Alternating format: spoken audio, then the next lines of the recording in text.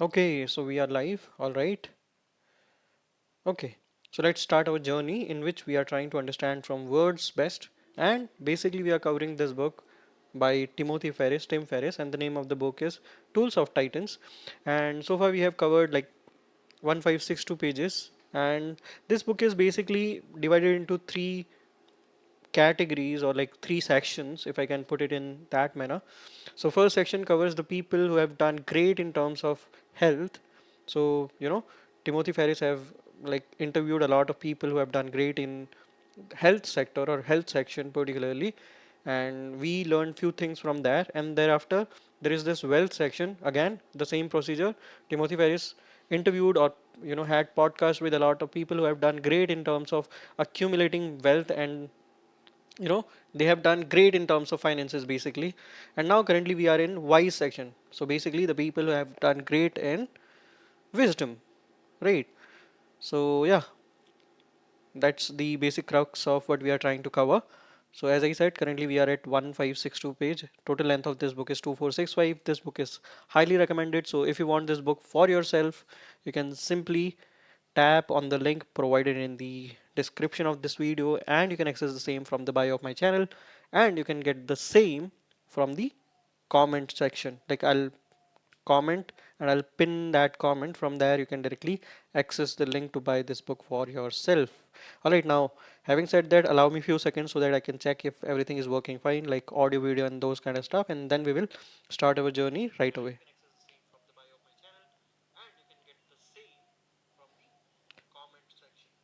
Hmm, is it a little bit blur or like what? No, no, everything is fine. Let me just paste the comment. Tools of Titans. As the name is self-explanatory, that we are trying to learn from the words best. Hmm. We are good to go. What do I need to do is just allow me a few more seconds, okay? Yesterday I skipped live session because I was trying to shoot a video for this channel only, and shooting a video is comparatively tricky. Coming live is all about just coming here and there is no editing involved, nothing. You just have to be yourself, express yourself, read things, and that's it.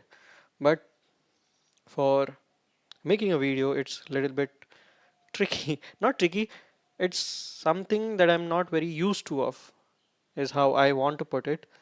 I've done it in the past. It's just that now at current I am in momentum of conducting live sessions back to back. So switching to this making video is a bit tricky, but I'll figure something out.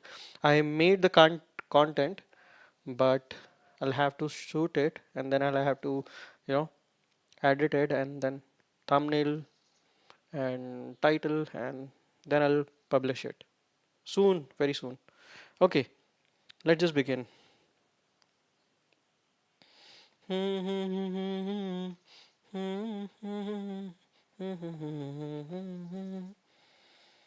Okay, as I said, currently we are at 1562. So the last thing that we have read was, what is the worst advice you see or hear given in your trade or area of expertise? So this is a question Timothy asked, or Tim asked, to his guest.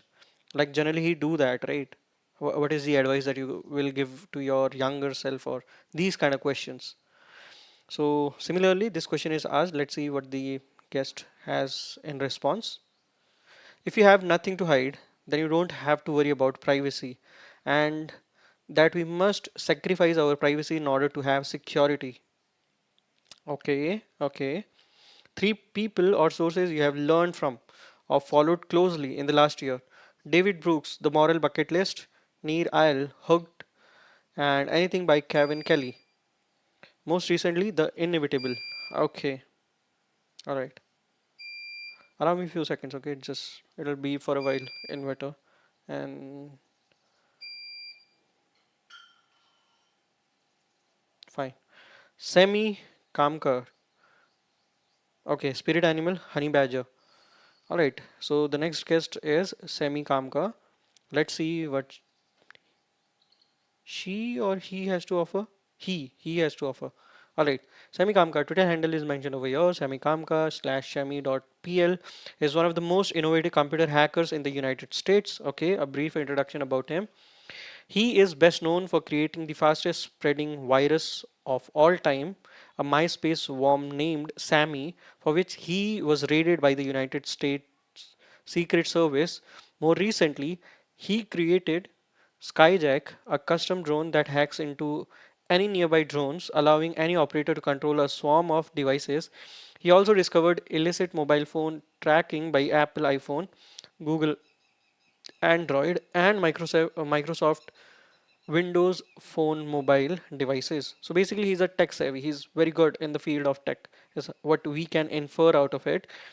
His findings led to a series of class actions, lawsuits against these companies, and a privacy hearing on Capitol Hill. Why is semi in wise? So, as I said, this book is categorized into three broad categories, and currently we are in wise category. So, that's why Timothy or Tim Ferriss is trying to justify why Sammy is put in the wise category. Right? Why is Sammy in wise? Once again, because feeling safe and enjoying your resources isn't solely about offense. It's important to have business, or sorry, it's important to have basic defense in place. Life is a full contact sport, and the black swans will come visiting sooner or later. Okay, basically, author is saying you have to be prepared for everything. Not everything in life is going to be hunky dory, so you have to be ready for these kind of situations as well, and that's why Sammy is here. Backstory: Sammy was perhaps surprisingly one of my Obi-Wans for the dating game episode of the Tim Ferriss Experiment TV show. In 15 to 20 minutes, he demonstrated how he optimized and automated nearly all of his online dating in LA and other cities. Based on all of his data crunching, he told me shirtless pics and animals were like crack. I didn't believe him, so we tested roughly a dozen of my pre existing profile pics alongside a new shirtless pic of me with a kitten held over my shoulder. It was an embarrassing, ludicrous pic. Even Neil Strauss didn't want it to win. Alas, it did. Okay, page 347, alright. Music for the Jones. So basically, Sammy gave him an insight based on whatever data he has collected because of his technicalities, like because of his technical advancement in the field of technology. And then he gave this data, and Timothy applied to that. I'll call him Tim. Timothy is like not sounding cool. Tim. So Tim applied his advice, and it win because it was backed by the data, right? So music for the zone. To get in the zone, Sammy likes to go to audiomolly.com, the glitch mob, and infected mushrooms. Based on his recommendation, I found some of my current favorites: Pegboard Nerds, Blackout, and David Starfire Karuna on Audio Molly. I'm guessing Audio Molly is like Spotify, Spotify of America or something like that. What advice would you give to your 20-year-old self? Stop committing felonies. Okay. Tools of a hacker.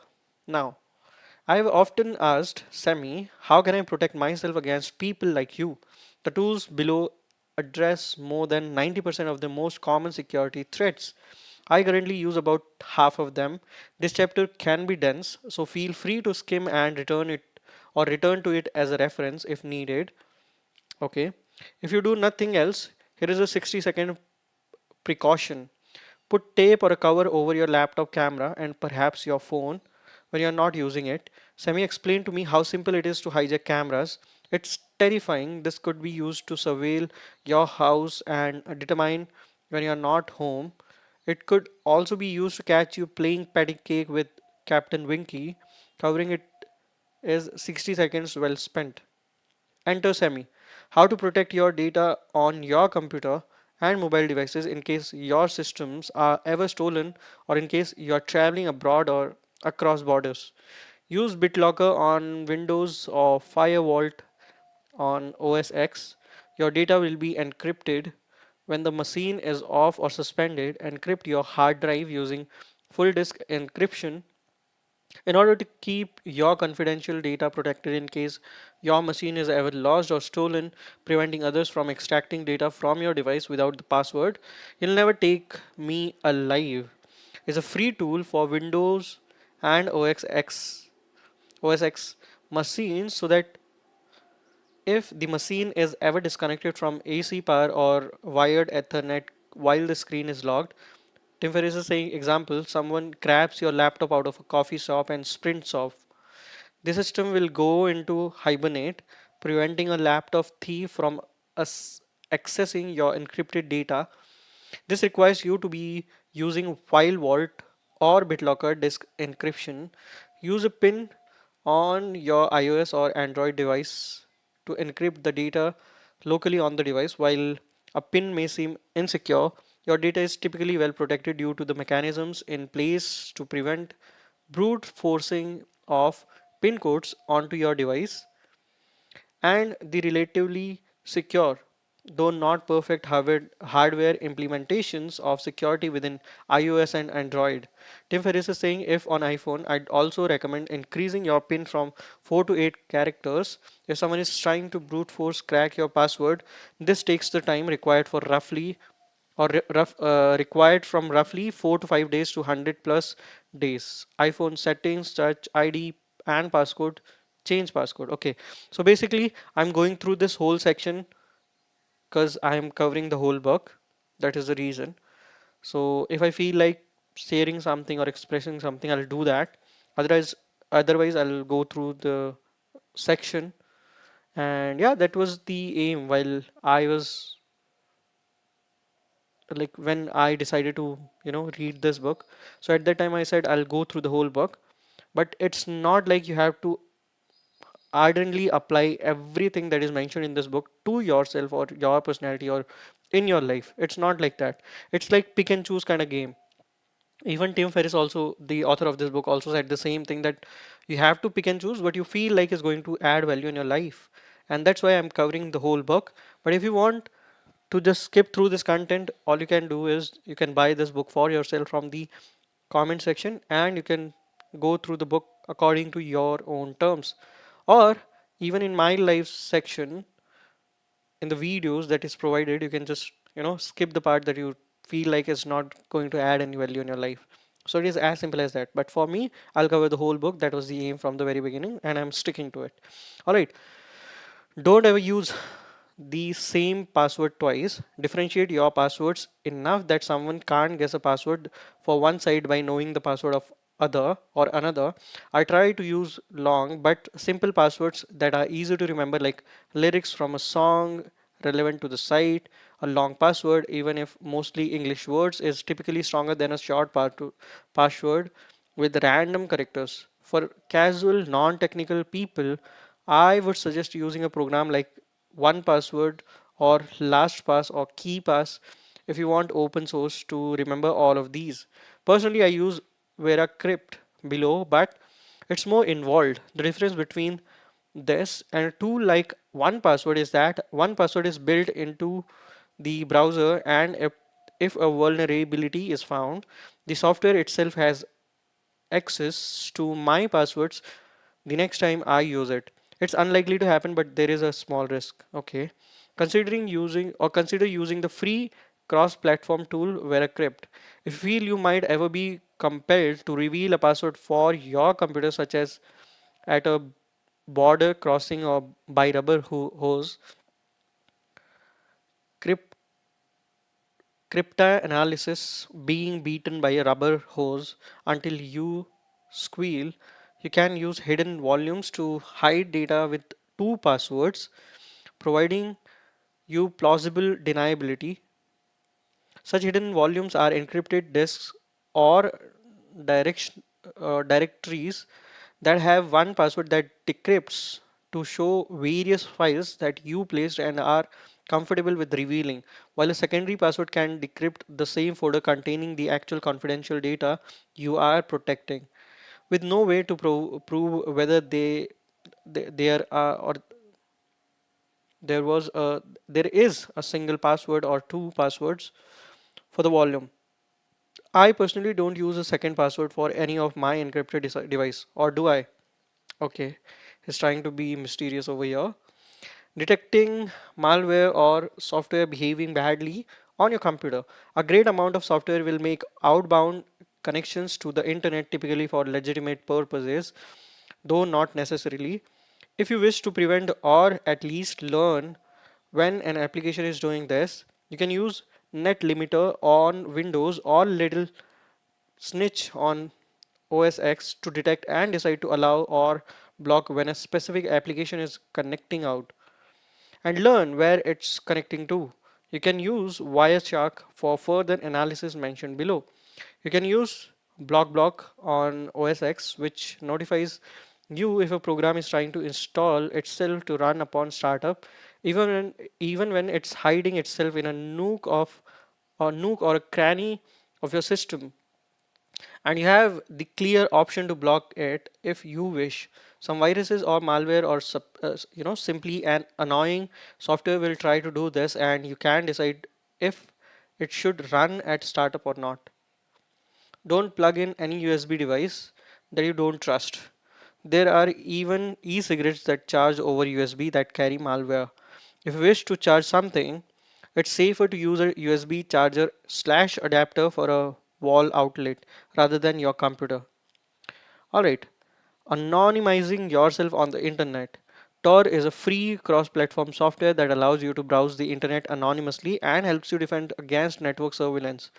It will help change your IP address each time you use it, as well as encrypt your network communication.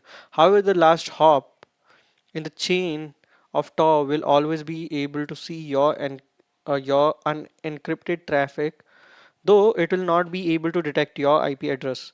I would trust Tor over any VPN service, as no Tor mode or no Tor node knows both your IP and what you are accessing, unlike a VPN, which could be compelled to share that data.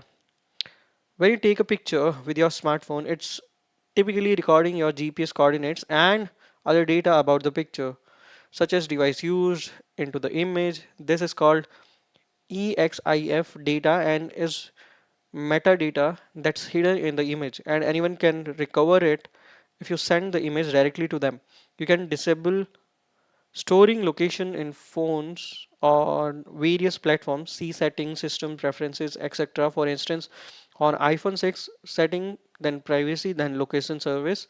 Or you can use free software after the fact to do this. Search for EXIF removal tool and find a tool for your operating system or mobile platform to do this. When you wish to hide your location from images, if you want to particularly crafty or if you want to be particularly crafty, you can use a free app called Linklier on OS X to spoof or randomize your MAC address. A MAC address is a fixed, unique hardware identifier of the network device within your computer and never changes otherwise. I've also discovered that some large companies track MAC addresses to know the last place you have been, so it doesn't hurt to adjust it every once in a while. Accessing interesting data and controlling the websites you visit. If a website is delivering images, video, or audio to your computer, that means in most cases you can download it directly, even if the site attempts to stop you. In Chrome, similar tools exist in Firefox and Safari. You can go to View, Developer Tools, click on the Network tab, refresh the page, and see all content going across. You can then right click any file such as any image or an image that can site wouldn't otherwise let you download, and click copy link address to get the direct URL. The elements tab is also particularly useful. Tim Ferriss is saying you can also use this to easily copy and paste good codes, and some sites like to prevent you from copy and pasting. Using the same developer tools, if a site is ever trying to force you to sign up, fill out a form you don't want to fill out, or otherwise cover the page with obtrusive windows or darkening the page. You can use the Elements tab in the developer tools mentioned above. Right click on any element in the tab and click remove. Don't worry, if you remove the wrong thing, You can simply refresh the page and try again. You are only affecting the page on your own computer, but this can be a useful tool to adjust a page to your liking. So if you feel like any of these things you want to implement in your life, you can try it out. Google reverse image search is a surprisingly useful tool if you are ever trying to perform reconnaissance or just learn where an image came from or where else it might be used on the internet. Simply browse to Google Images and drag and drop the image onto the page. Google reverse image search, okay. Tools that hackers use. Though I'm not a lawyer, using these tools on a network and devices you have reign over, such as your home, LAN, will likely not carry any consequence. The only way to understand the security and insecurity of your own network is to test the same tools attackers would use. I highly suggest those interested in learning use these. Both the good guys and the bad guys are using these same exact tools.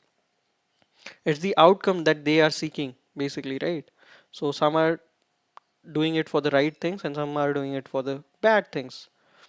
The first one, to learn about some of the starting tools a hacker, attacker, or someone just curious about security would use, I'd suggest looking at beginning tools such as Wireshark, Charles Web Debugging Proxy, Nighthawk, ARP/ND spoofing and password sniffing, RP, ARP spoofing, DSniff, password sniffing, and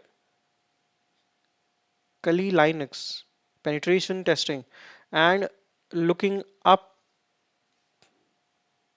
tutorials on network intrusion, sniffing, and man in the middling. Within a few minutes, and with a tool like Wireshark, you can start seeing all the traffic going in and out of your computer. While tools like Nightwalk and RP in conjunction with Wireshark can help you inspect and intercept all traffic on a network. So if you are interested in these things, you can try it out. To further dive into security, I'd suggest learning to program. It's easier than you think. Learning to program allows you to learn how someone might engineer something and helps you think about how you can then reverse that and exploit it as if you had created it yourself. Okay, so we are done with semi. Now we have, okay, General Stanley McChrystal and Chris Fussell. Spirit animal Chris Fussell, Middle Earth elf. Okay, alright. So General Stanley McChrystal, Twitter handle Stan McChrystal or McChrystalGroup.com, retired from the US Army as a four-star general after more than 34 years of service.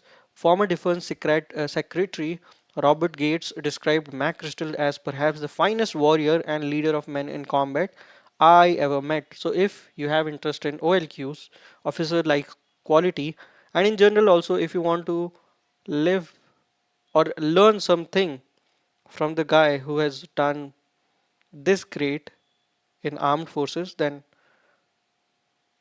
Stanley is the guy. Let's see what else he did. McChrystal as perhaps the finest warrior and leader of man in combat I have ever met. From 2003 to 2008, McChrystal served as commander of Joint Special Operations Command (JSOC), where he was credited with the death of Abu Musab al-Zarqawi, leader of Al Qaeda in Iraq. His last assignment was as the commander of all American and coalition forces in Afghanistan. He is a senior fellow at Yale University's Jackson Institute for Global Affairs and the co-founder of McChrystal Group, a leadership consulting firm. Then the next guy over here is, so we are covering two guys over here, Stanley and Chris Fussell.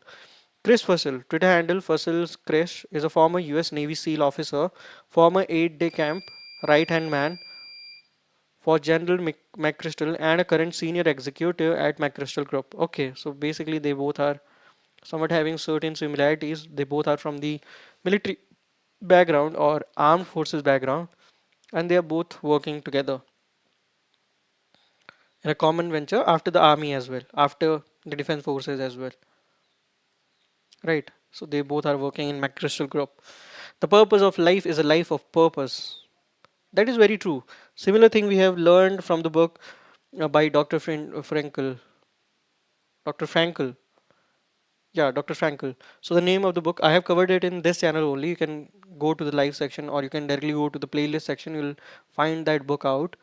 So the name of book or of the book is Men's Meaning for Search. So in that book, Dr. Frankel, he is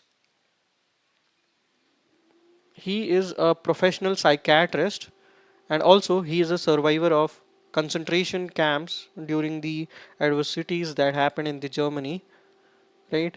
And thereafter he talked about how he survived that and what is the main reason of living a life, or why it is very important to have a purpose in life.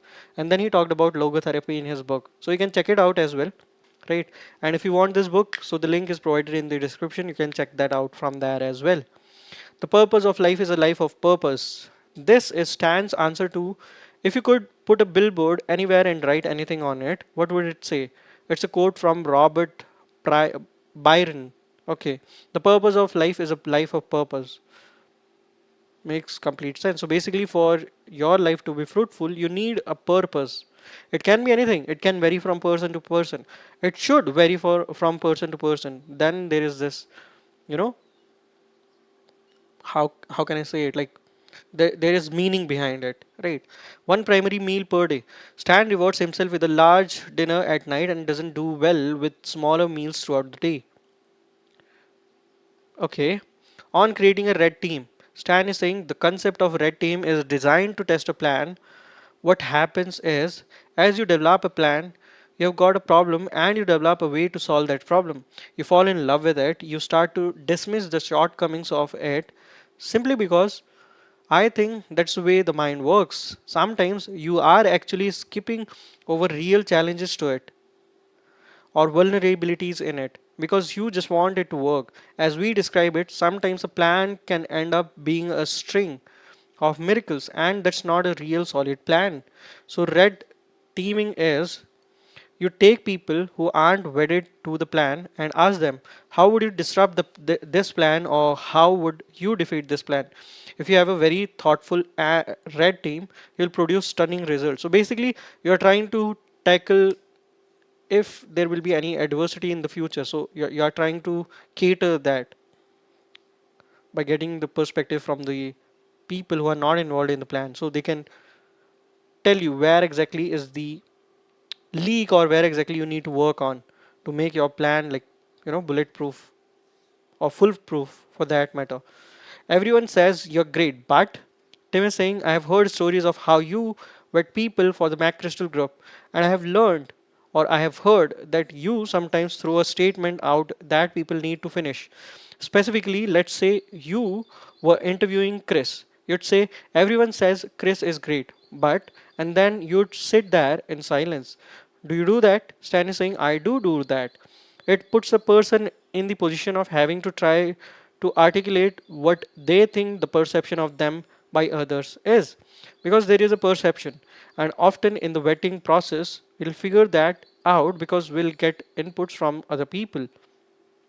But if you ask somebody and you said everybody loves you but they don't love this about you, or they would hire you but it accomplishes a couple of things. So basically it is like asking what are your weaknesses or what are the things that you want to tell about yourself without directly asking this question, right? So it's like you are asking a question but the end statement you are not telling. So then it is open to interpretation. So the guy, let's say you say you are doing great, but then the other guy would respond whatever he or she thinks about himself. Similarly, everybody loves you, but they don't love this about you, or they would hire you, but you have to leave this blank, and then the other person will fill it up according to his own thinking and own imagery, right? So that was the whole plan. That is the whole plan. It accomplishes a couple of things. One, it forces them to come to grips with what is it people don't love about me, and the second is they have got to say it to you. All right. So it could be very common knowledge, but if they don't have the courage to face up to it and tell somebody who's thinking about hiring them, that's a window into personality, I think. Tim is saying, what are the answers that are a red flag to you, and what are the answers that are not a red flag? Or Chris, if you want to tackle. Chris is saying, I always like to flip the usual interview approach on its head and say something like, we are a small community. You and I haven't worked together, but I know a lot of your peers. And after this, we're going to follow up with people who like you and who don't like you. No one's perfect, and I have my naysayers just like you do. What will the people who don't hold you in highest regard say about you? Okay, so these are all creative ways to get the personality completely out from the other person, like personality traits from the like of the other person, or taking it out from the person directly or indirectly. So that was the aim. To me, the most important thing was that they have an answer. A, it shows the courage to be able to address it, and B, it shows self-awareness that I might be top peer rated and have this great career, but there's somebody out there, and here's what they'd probably say. They'd say I was self serving at one time, or I appear too good on paper, or I'm lazy on these types of physical training, or whatever the case may be. Show me that. If you identify it, you're working on it. I don't care what you think about it. I just want to know that you are aware of how other people view you. Okay. So it's not about the actual perception of the other people, it's how you look yourself from the other person's or other people's perspective about you. Who do you think of when you hear the word successful? Chris is saying, I'll answer it in this way. Okay, I'll answer it in this way, and I don't know if this gets to the exact point. I had a great mentor early on in my career give me advice that I have heeded until now, which is that you should have a running list of three people that you are always watching. Someone senior to you that you want to emulate, a peer who you think is better at the job than you are and who you respect, and someone subordinate who's doing the job you did 1, 2, or 3 years ago better than you did. So if you just have those three individuals that you are constantly measuring yourself off, and you are constantly learning from them, you're going to be exponentially better than you are. A person who is senior to you and to whom you look up to, and your peer who you think is doing better than you, and a subordinate you feel like is doing the work you did like 1 year ago or 2 year ago or 3 year ago. So basically your younger self in indirect way. You're going to be exponentially better than you if you are surrounded by these three people, or these three character basically. Stan's workout routine. Stan starts his workout at home. If he's at home, set up of push-ups to max reps, 100 sit-ups, 3 minutes plank, 2 to 3 minutes of yoga, set of push-ups to max reps, 50 to 100 crunch like crossover, legs up, 2.5 minute plank, 2 to 3 minutes of yoga, set of push-ups to max reps, 50 to 100 crossover sit-ups, the first two variations combined, 2 minute plank, 2 to 3 minutes of yoga, set of push-ups to max reps, 60 flutter kicks, followed by static hold, 1.5 minutes or 1.5 minutes, planks, set of crunches, 1 minute plank, 2 to 3 minutes of yoga. Okay, so that is the workout routine Stan follows. Stan is saying, then I'll leave my house and go to the gym because my gym opens at 5:30. It's a 3 blocks from my house. So after doing all these things, he went to gym. Like he generally goes to gym. Tim is saying, I assume we mean AM. Stan, yeah. If I get up at 4, I can do all that from 4:30 to 5:20 to about 5:20. Then at 5:25, go down to my gym. When I get to the gym, I do sets of pull-ups alternated with inclined bench press and standing curls. One leg balance exercises are the best, or are the rest break between them. Then I'll do a few other things, and I can do all that in 30-35 minutes. So by 6:15 or 6:20 I can be done at the gym, head back home, get cleaned up, and then start work. Okay, why exercise is important to Stan? Aside from self image and performance aspects, It also puts discipline in the day. I find that if the day is terrible but I worked out, at the end of the day I'll go, well, I had a good workout. Almost no matter what happens. When the Rolling Stone article came out, it came out at about 1:30 in the morning. I found out about it. I made a couple of calls. I knew we had a big problem and I put my clothes on and ran for an hour. Clear my head, stretch myself. It didn't make it go away, but that is something that I do in those situations. So this is his coping mechanism basically, right? Doing physical activities. Three practices for mental toughness. The following was in response to what are three tests or practices from the military that civilians could use to help develop mental toughness. Stan is saying the first is to push yourself harder than you believe you are capable of. Basically, push your limits. You'll find new depth inside yourself. The second is to put yourself in groups who share difficulties, discomfort. We used to call it shared privation.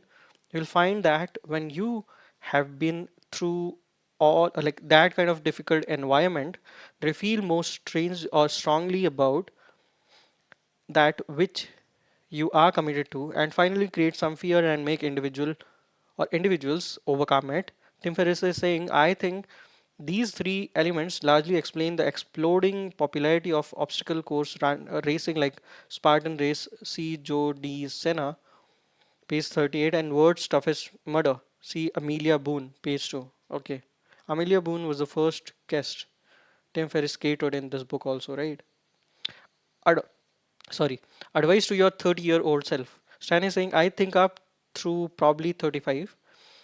I was very much a control freak because the size of the organization I commanded and I was part of were small enough where I could micromanage them. I had a fairly forceful personality, and if you worked hard and studied hard, you could just about move all the chess pieces, no problem. Around age 30 to 40, as you get up to battalion level, which is about 600 people, suddenly you are going to have to lead it a different way. And what you are really going to have to do is develop people. The advice I'd give to anyone young is it's really about developing people who are going to do the work. Unless you are going to go to the task yourself, then the development time you spend on the people who are going to do that task, whether they are going to lead people doing it or whatever, or whether they are actually going to do it. Every minute you spend on that is leveraged, is exponential return. Okay. So let's just keep it till here. From here, we'll continue our journey in the next live. All right. So currently we have covered till page number 1611. We'll start our journey from page number 1612 in the next live session.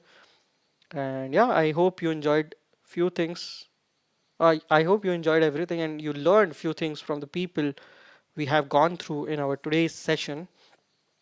So let's keep it till here. This is Boastful Indian signing off for now. You can get this book for yourself from the comment section and the description of this video and from the bio of my channel as well. Having said that, if you feel like this content can add value in your life, make sure that you're subscribing to the channel and also liking the live stream by double tapping or directly liking it. And we'll meet very soon. Till then, stay healthy, stay safe. Thank you so much, universe. Thank you so much, Radharanji. Have fun. Peace out.